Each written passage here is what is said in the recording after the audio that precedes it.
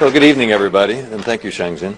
I'm very fortunate to have a great job. I meet a lot of extraordinary entrepreneurs who've done amazing things. But that group, even in that good company, Jack Ma really stands out. Jack's a pioneer in the internet industry, and it's widely acknowledged that he started the first internet company in China back in 1995, a company called China Pages. And he competed with China Telecom, and then eventually partnered with China Telecom, and apparently very quickly after that he felt like the ant with the elephant. He quit. He went off to work with a new government entity that was in promoting e-commerce, and did that for a little while, and then his sort of entrepreneurial ambitions got the better of him, and in 1999 he got 18 of his friends and family together and raised $60,000 for his vision for Alibaba. And he's been the leading sort of inspiration behind Alibaba, and I learned it's more than just Alibaba. There's a whole group ever since. Just talking about Alibaba itself. Alibaba is the leading small business e-commerce company in the world. It has 53 million users and operates in more than 240 countries and regions around the world. In 2007, it raised $1.7 billion in an initial public offering in Hong Kong, which was the largest IPO since Google. It has continued to grow, and I looked at the last quarter results for second quarter of this year, and revenues are up by about 50%, and EBITDA margins are about 35%. And I thought that was pretty impressive. Until I was downstairs talking with Jack and his colleagues, and they said, oh, you don't understand, that's just sort of the tip of the iceberg. We have all these other companies. And I said, well, tell me about those. Well, Alibaba is one of 5. There's also Taobao. Did I get it right? Did I pronounce it correctly? Okay. I've been practicing for the last 5 minutes, Taobao, which is basically a combination of, imagine if you had Amazon, eBay, and Facebook, right? That whole platform.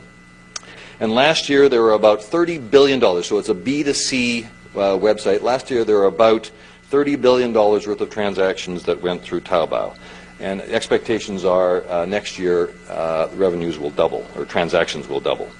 There's also Alipay, which is the Chinese version of PayPal. It's an escrow-based system that allows people to purchase online without having credit cards, and there are some 400 million users of Alipay. So Jack is truly a visionary, truly an extraordinary entrepreneur.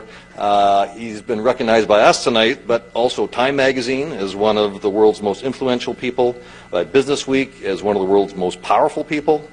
He has a reputation for plain speaking and speaking his mind, and we're delighted to have him here tonight. Jack?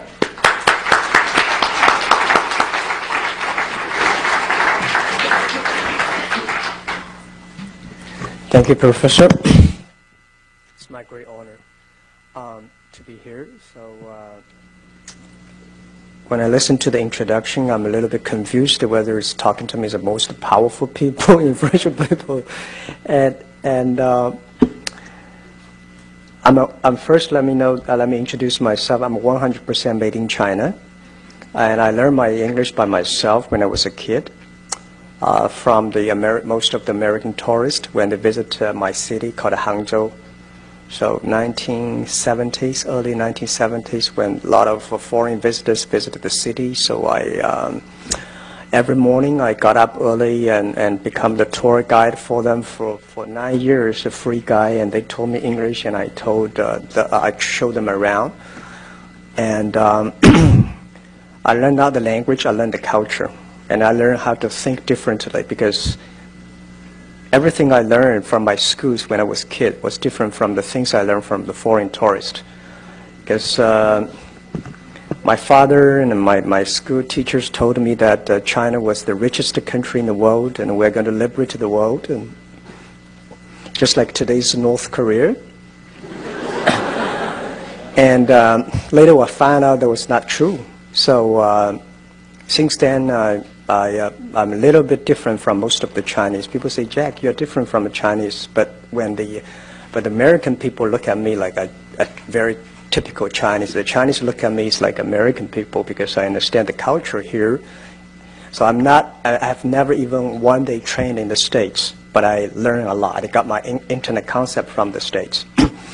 Well, first let me introduce a little bit about Alibaba Group. Alibaba was founded in 1999, 18 founders in my apartment, and just to have an idea, we believe internet is going to change China. Internet is booming. So nobody believed us.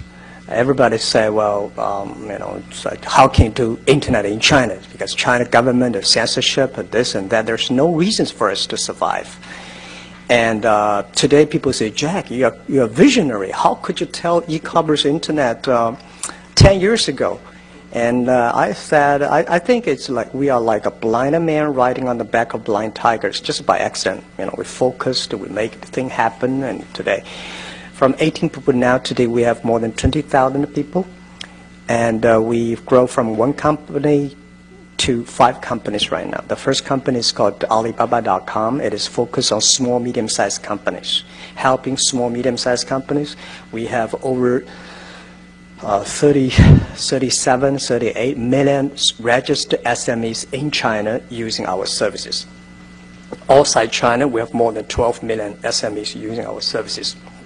So our business model, very simple. One side is China side, is a domestic trading.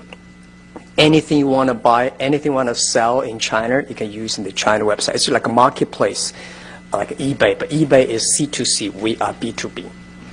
The Alibaba B2B, one is China domestic trading, the other is import-export. It's a marketplace for global purchasing, broker buying, and so it grows pretty healthy. We listed 3 years ago in the Hong Kong market, and we were very lucky because the day we were listed, the market was good, so our stock price grew from $13.5 to $40 without doing anything good, just to go up. And 3 months later, our stock from $40 to $3, and without doing anything bad, just up and down. And that was a rock and roll, and now the company is stabilized. We still focus on e-commerce, still focus on SMEs. But the second company, the other 4 companies are private companies. The other company which we own 100% is called Taobao.com, which you probably have, most Chinese people here have heard about it. It is much more influential than Alibaba.com in China. We have more than 300 million registered users. It starts with C2C, but 95% of the is from B2C. And 6 years ago, we started competing with eBay. eBay had a lot of money. At that time, their market cap was $80 billion.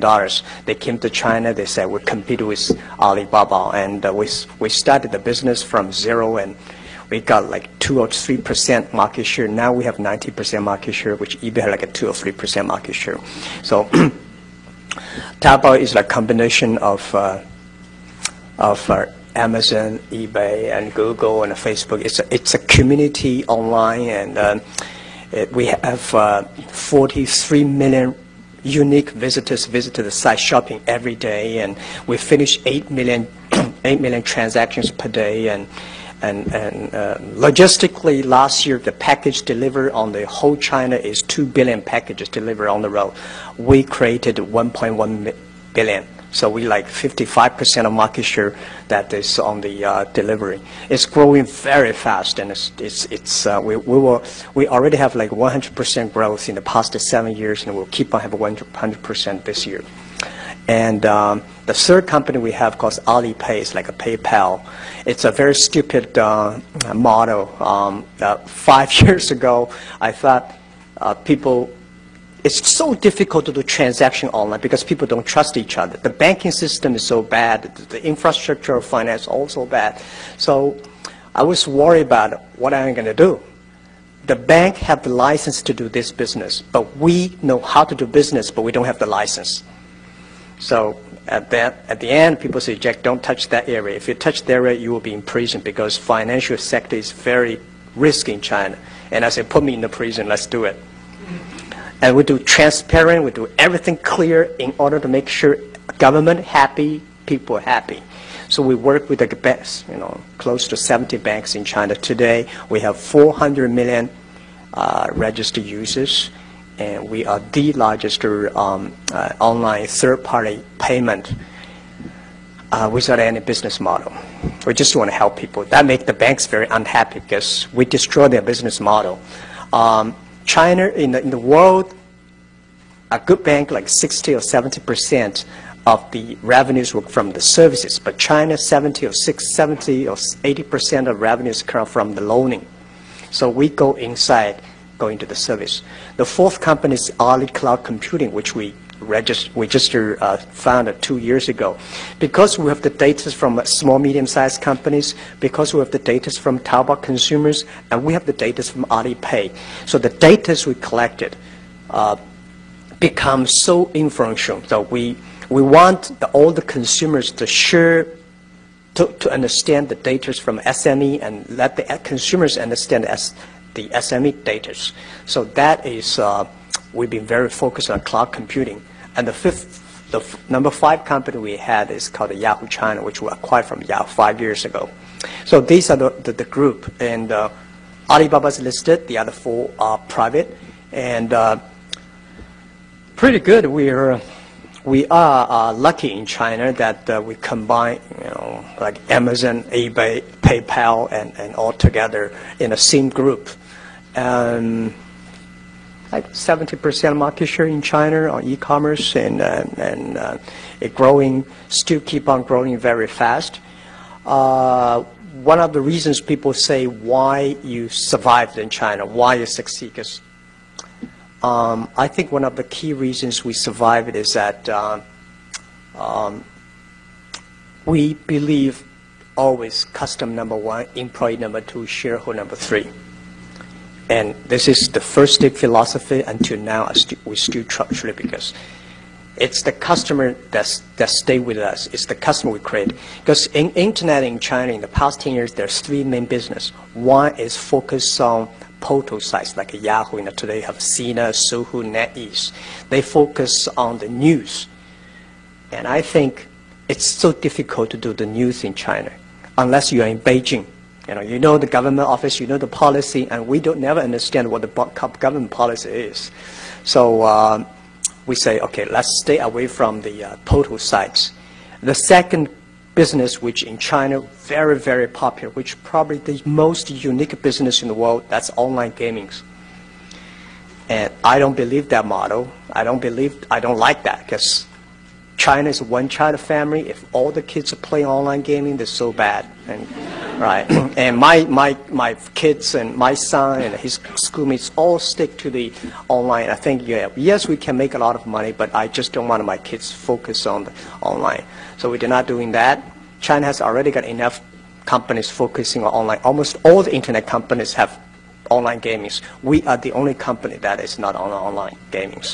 So the only thing we can do is e-commerce, and the e-commerce is so tough, so difficult to do it. And 10 years ago, e-commerce in the world, B2B, they all want to focus on big companies. They all want to focus on buyers. The value they create is they save the cost for buyers. So we do the opposite. And we believe China, the USA is very good at play basketball. We should focus on playing ping pong, because we should not always play the same. So we said in China, we don't have big companies, so we should focus on small, medium-sized companies. We should not help the buyers. We should help sellers, because China wants to sell things abroad. SMEs want to sell things abroad. So we focus on the small, medium-sized. We focus on helping supplies. And the value created is not the saving the cost, because SME know how to save the cost but much better than you do. They want to learn how to sell product, how to make money. So then we focus on SME, we focus on supplies, we focus on creating money for them. So these are the focus we stayed on. And that is the everything, for the first 3 years, we did not have any business model. We have 0 revenues for 3 years. It was so tough. It was so difficult. The only thing encouraged us to continue is letters, emails of thanks. We receive hundreds of thousands of emails of thanks every week, every month. People thank us because of us. They created jobs. Because of us, their business grow. And We did not get any money, but if our customer make money, we are happy. And the number 4 year, we start to make money. So the second thing is the employees. I believe, I'm not trained to be a high-tech guy. I hate high-tech. And my wife bought me an iPad. I still don't know how to use it. And I never use the PPT because I don't know how to do it. Every time I use it, something wrong with the PPT. So I don't know how to speak. So I'm trained to be a high school teacher. And I know nothing about technology. The only thing I can use in the computer is send and receive emails and browse. That's it. And I think that's enough, right? And 80% of the people in the world, like me, we hate technology. We want technology to work for us. We should not work for the technology. And so I was for the first 5 years, I was the quality controller of my website. I wanted making sure everything be easy, simple enough to use. Without reading any manual, a dumb clicker can get it. So when the engineers finished their product, they were so excited, something good, and they said, no, let me try it. If I cannot use it, just throw it in the rubbish, because 80% of people cannot use it. That make our site very popular, and that is the innovation of the colleagues, of the people. So I'm not knowing the technology, we hire the best technician. We do not know the finance, we hire the best. We respect, we work, and that really make the business grow. And the third thing is that I believe the shareholder number 3. We should respect shareholders, listen to them, but you have to do it in your own way. I remember when we come to IPO day in New York and in London, and all the Wall Street said, Jack, give us the shares. We were a long-term shareholder. When the market crashed, they are the first people who run away, and most of them are not shareholders. We found most people, they are share stocker, stock exchange. They move very fast. So we think that we should listen to them, but we should do it in our own ways. That for 10 years, we focus on that. Always believe customer number 1, employee number 2, shareholder number 3. And that is. And the third thing that people say, China doing business is very important. The guanxi, government relationship, that's too complicated. I don't buy that. I mean, those stupid companies focus on government relationships. And government relationship, is that important? Yes. I said the best way to do government relation is in love with them, don't marry them. Never ever do business with them, right? But they respect them, anything, For 10 years, we've been working with all the government officers and then tell them what is Alibaba, what is e-commerce, what is internet, because it's so new to any government. If you try to talk to them, not doing anything that is if they want to come to say, Jack, I give you a lot of money, please do this project for us. I said, no, I can introduce my friend to do business to you, but not to me, not us. That we focus on customers. And I think in China, doing business is a lot of fun. Competition is a great fun part of the business. We compete with eBay, we competed with China Telecom 10 years ago, and 15 years ago. And we compete with eBay, later we compete with here and there. Compete is not a fun compete. Compete is a fun part of the business. And we're never scared of every competition. If Google come to China, we compete, but we respect. So the whole business today, we think China has a huge potential on e-commerce. E-commerce in the States, I believe, it is a dessert, but China become a main course. Because of infrastructure of doing business so bad. So internet, e-commerce become the infrastructure of China doing business. Just like 10, 20, 15 years ago, China, the infrastructure of telecommunication was so bad. And then the mobile phone suddenly take off. So today, we are facing the same opportunities. So what people say, Jack, then what is your business model for Alibaba Group? Fortunately, we have a business model for B2B, that is membership fee. We do not charge transaction fees. Why not transaction fees? Because membership fee, every SME understand. You try to making sure your customer understand what do you do, what value you created. And when you talk about transactions, the PE for Alibaba will grow, but the customer never understand. We want the customer understand. Forget about the Wall Street analyst. A lot of analysts write about us, but they never visited us. They just do like a 20 minutes phone call every quarter, and they can write a beautiful report. I mean, that's not us. We have to understand the business model. It should be simple, easy enough that the customer understand. And Taobao, no. Till now, we don't have a business model. We've been free. The first 3 years, we said we will be free for our customers for 3 years because we want to test, we want to try the business model. We were just about to charge number 4 year, and then we say, well, we only have 40 million users. Why not give another 2 years? So we give another 2 years free for 5 years, and we're just about to charge a financial crisis came and say, okay, then forget about another 2 years. So we've been 7 years without charging transaction fee, listing fee, online shop. But we started, charge a little bit advertising because we have more than 1 billion page views per day, because we have more than 40 million consumers visited site. Little bit of transaction or little bit advertisement dollars already made Taobao very profitable. And I don't want to make a business model now, because Taobao is only 7 years old baby. I mean, we will wait for another 4, maybe 3 years. And then Alipay, free. Because the money we made from Alibaba B2B already can cover Taobao, cover Alipay, and cover cloud computing. And now even we do not charge money for Taobao, the advertisement dollars from Taobao already make Taobao very profitable. So we do everything. We really appreciate we live in China. We live at the internet period. We have the great honor to do this business. So we never think about making money. Do any business, we forget about thinking about making money. We think about how we can create value for the society, for the people, for the customers. If the result is that you're making money. So funny, and that really proved well that because we don't think about making money, we made a lot of money.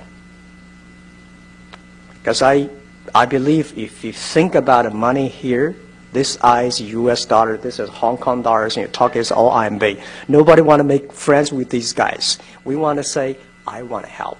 We want to help SME. We want to help consumers. So today B2B, Alibaba, Taobao B2C, Taobao C2C, Alipayment, I think this is not the future of e-commerce. The future of e-commerce is C2B, consumer to business. The world is changing. It's not a B2B, it's not a B2C, it's not a C2C, it's C2B, consumer to business. Because we have a large amount of consumers, the consumers can ask, can say, I want a tailor-made. I want large-scale tailor-made. And this makes the e-commerce in China fundamentally changed and different from the USA model. So the other thing we want to use in internet and e-commerce a way to make China new business paradigm, which we call transparent, shared responsibility, and global vision. And we try to making sure every policy we make, everything we do, transparent. We want to share with customers. We want to take responsibility. And I feel very excited because the average age of Taobao today is 25 years old. Alibaba is 27 years old, and all young people. We are a company that we believe value. We are a company that believe the mission, and we learn from the GE that every quarter we have a value review. We have the performance review, and that makes the company really excited. Today, if you have a chance to visit Alibaba, you will see we're like a zoo, all kinds of animals there. I hate to have a farm, all well-trained, but they're farm, and we want to have a zoo that people have different ideas.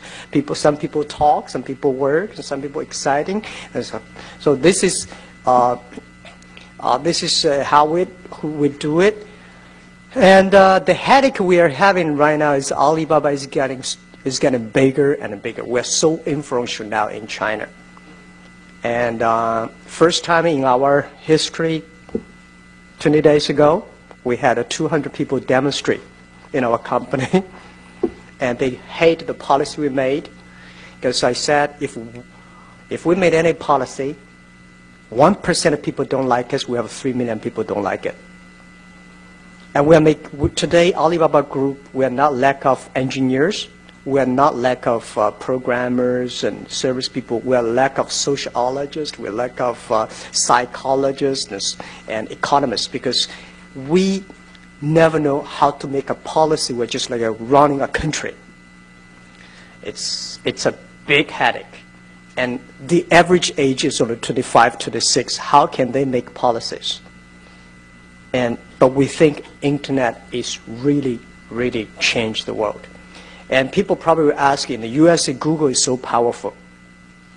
And we believe, this is what I believe,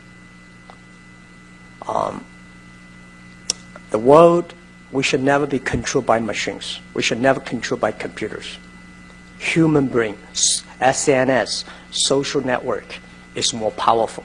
At the end of the day, we do not want to see cold-blooded machines. We want to see warm people. We want to see every computer at the behind there's a SME, there's a family, there's a consumer, there's a brother and sister that can help each other. So we actually, Alibaba focus more on community, more innovation, and more on human side. So, I think that today, what I come here just briefly, because I don't think a lot of people know our business model. I don't think a lot of people really understand us better. So I would love to take any questions you have. I welcome the tough questions. Anything you have, I will answer. That's what I will just briefly do this. Thank you, Professor. Yeah.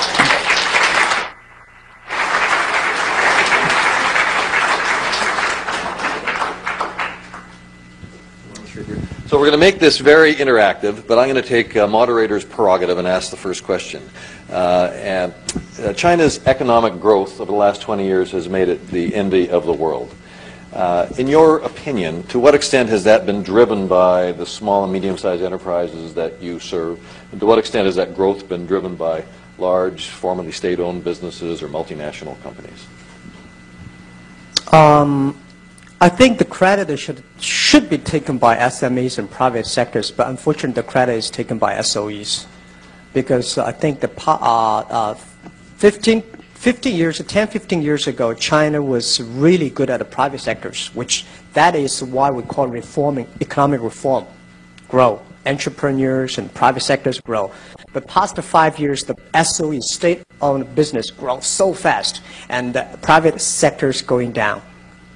And I think next 5 years, it's the time again for private sectors. And from private sectors, SMEs, that's the key driver.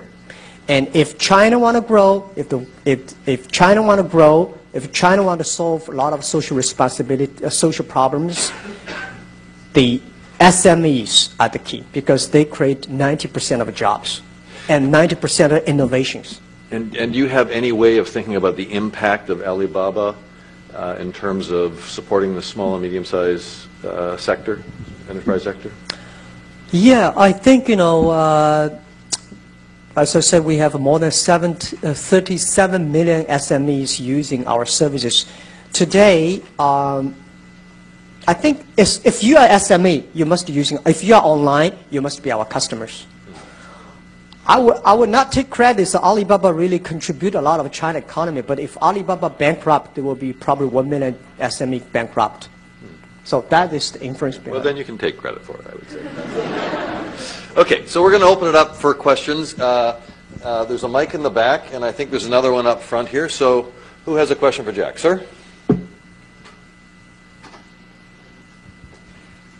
Jack, what do you think the opportunities are for Alibaba outside of China? Yeah, I think that we are already Indian, we are in Japan, and we are Korea, and we are also in the States. But the opportunity for Alibaba going out anywhere, if you want to promote SMEs, if they're SMEs, we're there. I think today we survive not because we're smart, not because we are good at technology. We understand SME. We believe SMEs, and if you believe your customers and help them grow, and they will grow. So we think we will expect also the Taobao, Alipay, cloud computings. And I think the next 5 years, we don't want to go global for global. We think that only when we create values, if we create values for SME, if we create more SMEs in the local country, then we will be there. So we are pretty confident that e-commerce in China, next 3 years will grow from consumer-related e-commerce to business-related e-commerce. That is next 3-5 years, the trend. But it's happening organically for you too, isn't it? Because you are finding people all over the world that are using the Alibaba platform. Yeah. You know, one of the reasons why we choose the name Alibaba, we can choose another Chinese name, but we choose Alibaba because we believe that global vision, local win. And we believe that Internet, at the first day, it should be globalized. But Alibaba is not, we say Alibaba is not a Chinese company. It's happened to be found in China. And we are growing pretty aggressively. And I never been to a lot of countries, but we have so many customers around. I went to Peru last month. And I was so excited about so many Peruvian SMEs using our sites. Some customers, look at me like, burst into tears. So thank us. So I said, I'm sorry, I did nothing. We're just a platform, right? Yeah. So we are going there.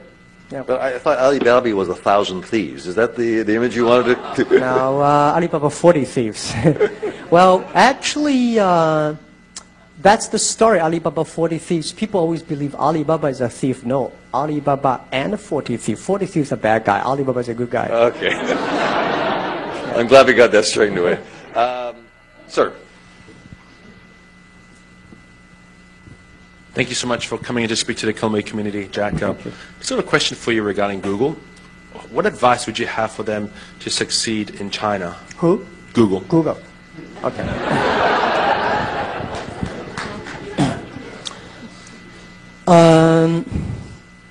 I think respect the market, respect the government, respect the culture. You don't, as an American, that they're saying I don't like what you say, but I use my life to protect the way you say, the right you say that. Come to China, I think we have to be, as a business, it's not Google is tough. It's tough for every business. Alibaba is also tough to do in China. But we respect people. We respect customers. We respect government. We respect culture. And most of the multinational companies, when they come to China, they should find entrepreneurs. Unfortunately, I found a lot of multinational internet companies that come to China, they find professional managers. Those professional managers, they make boss happy rather than customer happy. They should know why Google succeed in USA, because Google have great entrepreneurs that make the Google users happy. And if they come to China, they should make the user happy. And people always complain, the states complain about China government censorship and censorship of that and this and that. I tell you what, 95%, they're always good part, the 90% are good, 5% are bad. Why you always want to criticize the 5%? If you get 90% good, helping more people, and that's tiny little do it, you can improve it. Business is a headache for everybody. And the thing is to change yourself. If you cannot change the world, change yourself to meet the world. You are doing business. And I never know if I had an idea today to do business in China. I think the idea, the power, the influence, the contribution we do today is much more powerful than 10 years ago. And we do little by little, by respecting people, respecting the culture, respect customers, and respect the government. It's not easy to run a country like government, I tell you the truth. I never think about run my own company, it's a big headache. Only 20,000 people running a country for 1.3 billion people. It's a big headache. So I don't have an advice to because most of the multinational internet company come to China all have the problems. Some of the suggestions I give, don't talk to the central government, talk to the local government. Don't go to Beijing, go to the local municipal government, because these government make decisions quick. right? Why not always, oh, I know this minister, I know that guy's. No use. Talking to the customer, talking to the local municipal government, talk to the provincial government. These guys, let's do it. In Beijing, you're waiting for policy. It takes about 3 years. Yeah. This gentleman here. Thank you so much. And I'm just curious, Hangzhou is such a great example of an environmentally fantastic city in Westlake. And I think on Alibaba there's maybe electric vehicles for sale, but what are you doing both culturally inside the company to contribute to a greener, more environmentally responsible company, country, and what do you see for the clean tech revolution and what Alibaba can play as a part in that? Thank you very much. I'm a strong believer for the green things and environment. I'm the board director for TNC, and we are active on that. And I think that which struck me most was 4 years ago, the IPO day.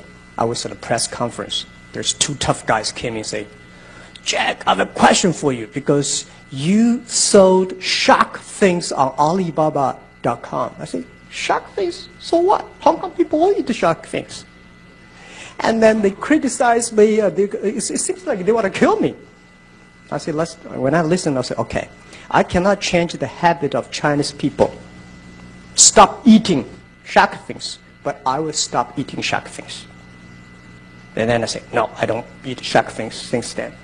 Then I started to realize what happened with the shark things. The more I studied inside, we said, oh my God, we killed so many sharks, which really make the ocean life bad. And then 3 years ago, I lost 2 employees. They're only 20s, all because of cancer. And I told the whole, we discussed with among employees. The environment is in such a bad situation. Every family, every people, I ask, do you have a relative that have cancer? All of them say, yes, I do. So what's wrong with the economy? What's wrong with our environment? And then 3 years ago, when I went to a river, there's a lake. When I was a kid, 13 years old, because I jumped into the lake and I almost died because the water is so deep and I could not swim. Today, at the same lake, the water was here. And I was shocked. We were all shocked. So I showed the pictures, talked to the employee, and we become a company that believe in that. Because we are the people, most of the people in our company born in 1980s and 90s. So we contributed 0.3% of the revenues of Alibaba Group on water protection and tree plantation. And we believe green tech is the future. If China does not pay attention to the environment, we are killing our kids. And we're killing ourselves. When I saw my father-in-law die of cancer 3 years ago, we're all shocked. And when I see every year we lost 2 lives among the young people of our own company, and the people realized that is the tragedy we are facing now. The economies grow, people are dying. Why don't want people making money and die? Because of the environment. And when we were shocked, when we see that the Yangtze River, the fish was poisonous, that's the disaster. So Alibaba is doing a lot, and Taobao, Alipay with committed revenues, and also we're learning the way the TNC. And the other thing is that every quarter for the senior manager for Alibaba, CEO of Taobao, CEO of Alibaba, CEO of Alipay, it's very difficult for us to get together once every month. So we committed once every quarter, 1 day. We discuss but nothing, just water protection and tree plantation. And every employees, we have a car park in the company. Only you plant that much trees, we will give you a light, we'll give you a green card, you can park the car. Otherwise, you're not allowed. And that makes everybody start to learn, start to commit. So I think it's just a beginning. And we cannot do, always cannot do enough, but we will wake up 1 billion people. Wake up the young people that how serious we are in the situation. So the green tag, I think in China has a huge potential, and we'll foster that to make things happening. Yeah. Okay, we'll do this side. This lady here. As a follow-up to your earlier answer on global plans for Alibaba, what is your approach with diversifying your human capital, be it in countries outside of China or even within China with people from other countries? The human capital? The employee base, your teams. I probably spend 70% of my time on the HR part. I'm a great fan, and I believe leadership is about the people. And my people, my team, my partners, they are much smarter than me on making business decisions. But my job is find the talents and build and develop them.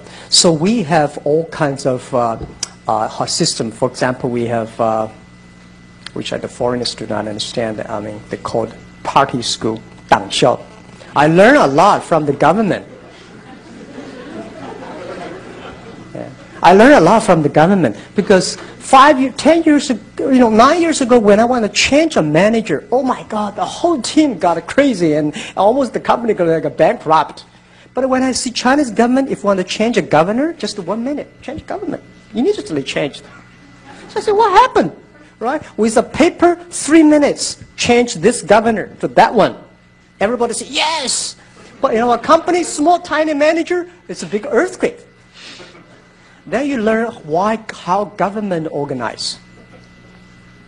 And I studied a lot of time on how Chinese Communism Party run.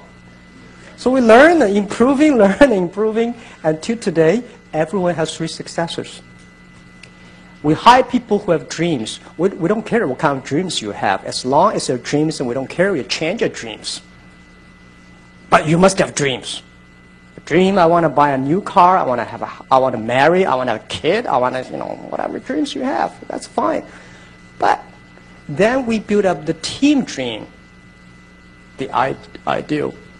That is, when you become a manager, your job is to supporting the other people to be successful. And direct level. At VP level, you think about the society. You think about how I can improve the society, help more people. So I think our culture is mainly value-based and mission-based. When we make decisions, we ask ourselves, is it according to our mission for B2B, helping doing business easier? If it is yes, let's go ahead. If it's not, let's just shut it down. So that's how have you developed your management philosophy? Did you start off with this philosophy, or did you start like most entrepreneurs do? They have a real technical focus. They're focused on the product, and then when they start having all sorts of angst with employees, then they sort of learn how to be a people manager. Or were you the same from the beginning? No, same. The first day, we're focusing on not product, not technology. It's all about customers. And probably, because I was trained to be a teacher. Mm-hmm. And I still have a bad habit of a teacher. Always say, no. Making sure, talking to them 24 hours a day, and they speak, they do like me. You're going to stay here until you get it right. Yeah, that's right. Yeah. But it's that is the way that making sure your team and you and the same people, same group of people, and then influence more and more people. Focus on customer. If it's law, change yourself. If there are 9 rabbits on the ground, if you want to catch the rabbit, don't change the rabbit. Change yourself. Just to focus on one rabbit, and focus, but focus on the customers. So you were trained as a teacher. Yeah. Did you ever have any business training? No.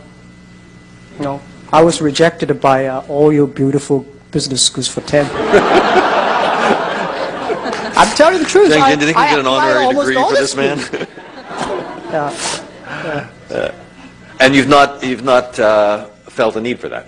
You've learned on the job. I learned on the jobs, and we are building up a China entrepreneur school now. When I retire in a few years, I'm retired. That's just I give up the current jobs. I'm going to focusing fully 100% on helping the entrepreneurs in China. So I'm going to ask you a question that I get asked all the time: is can you make entrepreneurs? I don't know whether you can make, but you can find entrepreneurs. Find these guys, train them, give them opportunity, and encourage them. If you are a good business leader, Your first job is find those people who have talents, become the entrepreneur, and help them, and train them, and develop them.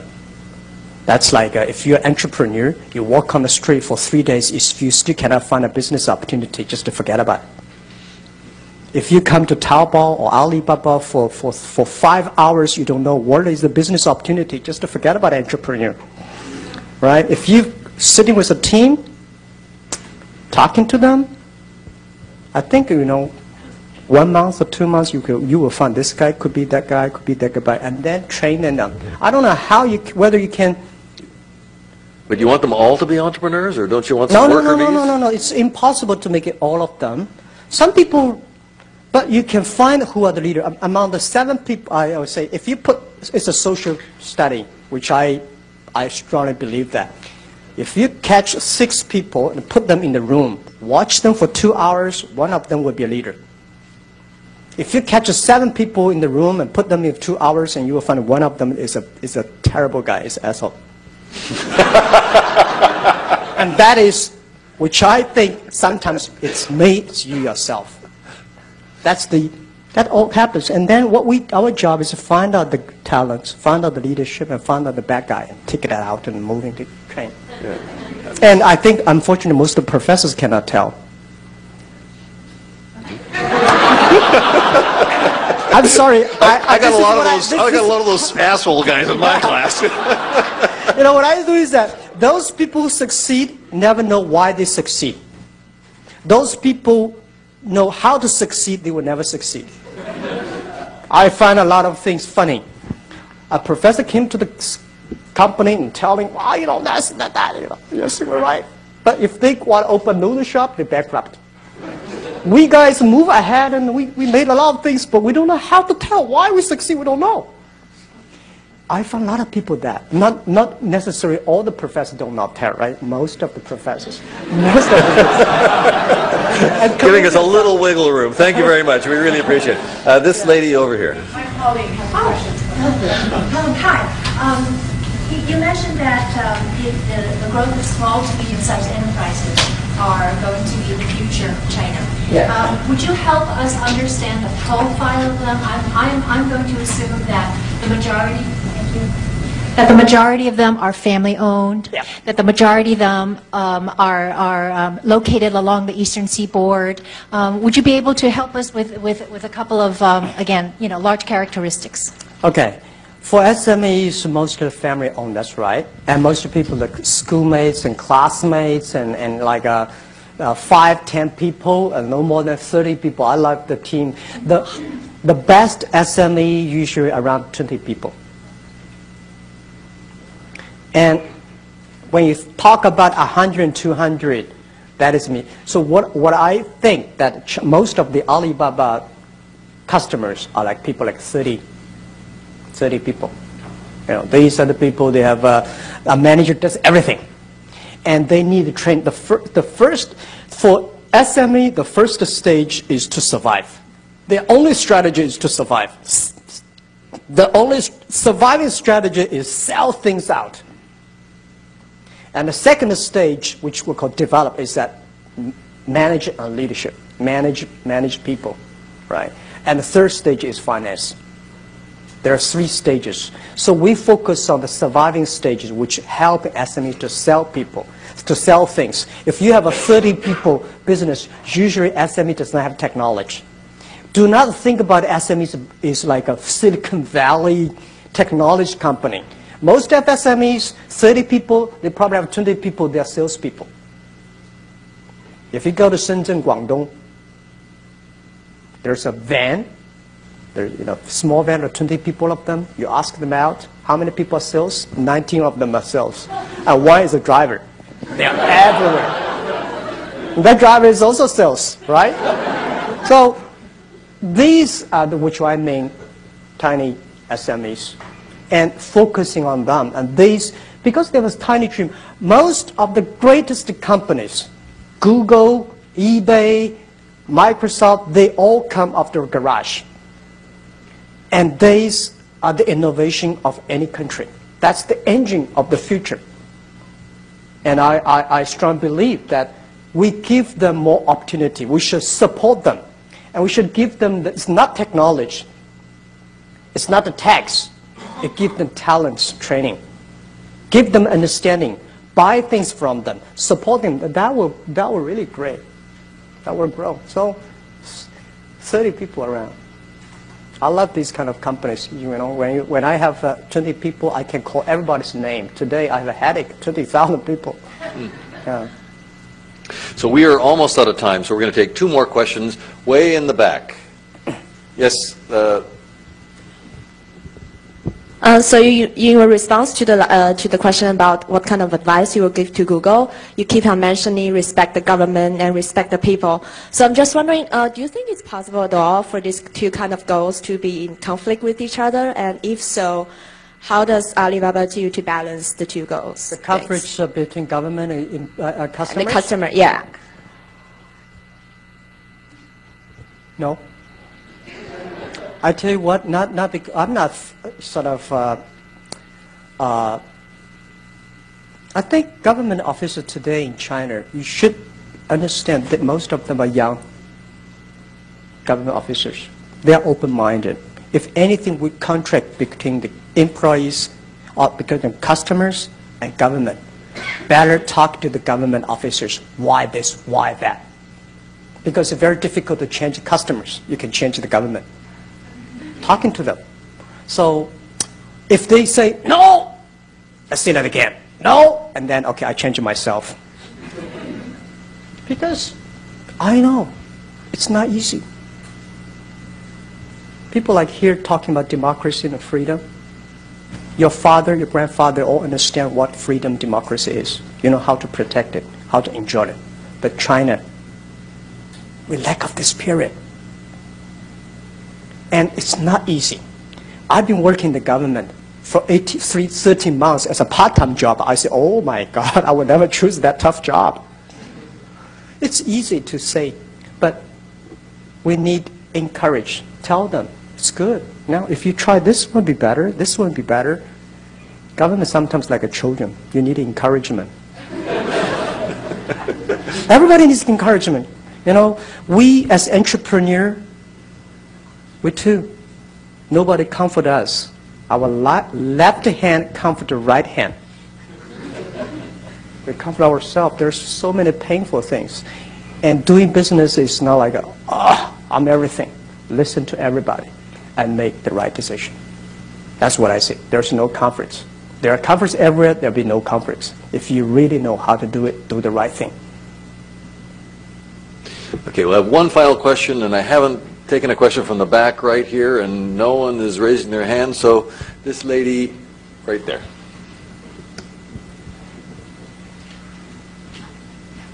Back about several months ago, George Soros visited China and he spent about a day with you.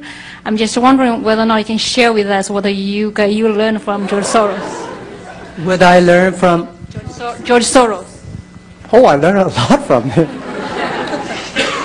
Well, we enjoy a lot of vision together, but he's a capital guy and I'm an operation guy. And what I learned from him, I forgot. You know, there's nothing particular that can learn from somebody, but there are a lot of things you can learn, you know, the way he thinks. I know him about 7 or 8 years ago in Davos meeting. I learned a lot from those conferences, Davos meeting. Not for, you know, people in China always say, what are you going to learn from this conference? It's just like you eat a pig's leg and say, what are you going to get in your muscle? No. I just learned, I feel comfortable. I learned the way he thinks about the business, the way he thinks about, he told me that how he thinks about the government, how he thinks about the global economy, how he thinks about, I never thought about that. I learned how to work with my team, how to focus on customers. So this is really helpful. Yeah, but I bet he learned a lot from us. Okay, Jack, I'm going to turn it over to Professor Wei to wrap up. Jack. This has been tremendously insightful and interesting speech. So thank you very, very much. Thank you. I have a gift from a company called Simon Pierce, which used to be a SME. Nobody will be doing this.